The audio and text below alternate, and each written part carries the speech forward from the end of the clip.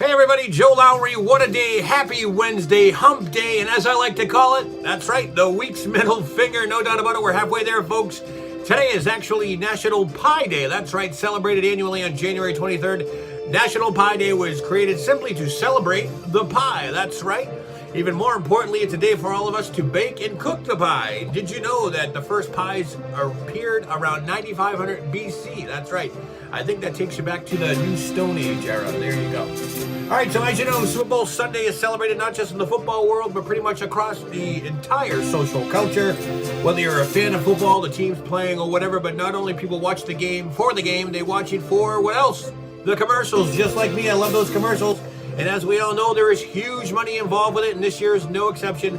As the most watched television broadcast of the year, Super Bowl provides advertisers with the rare opportunity to reach tens of millions of potential customers all at once. The game has surpassed on an average of over 100 million viewers alone over the past 8 years. And in 2015, Super Bowl 49 drew over 114 million viewers. Expect that this year.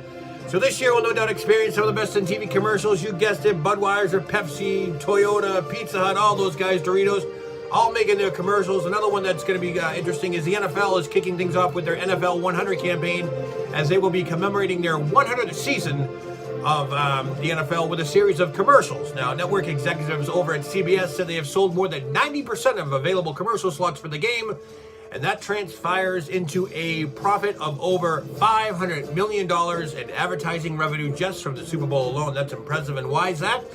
Well, when the average price for a 30-second spot ranges from $5 to $5.5 million, who would make that kind of money? Jesus. The cost of a 30-second ad is roughly in line with what NBC paid for charged last year, so that's nothing new.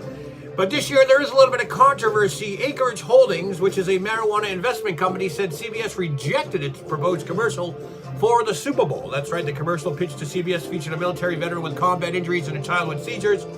Acreage told Bloomberg that it was prepared to pay the high cost of the Super Bowl if it was accepted.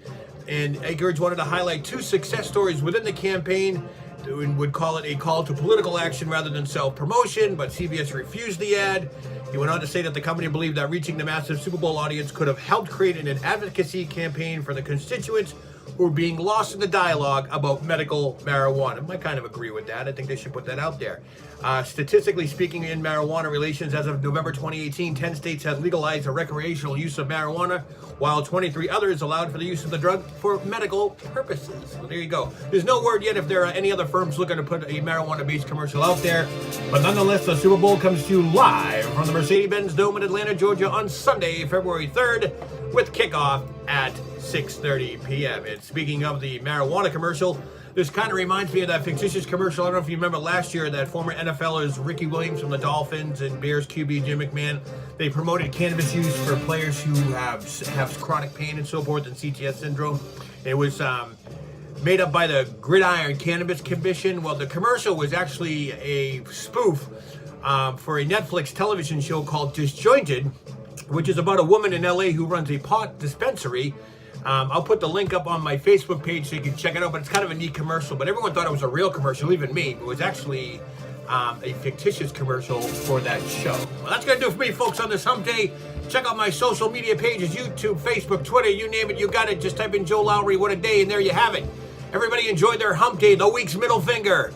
I'm Joe Lowry. What a day.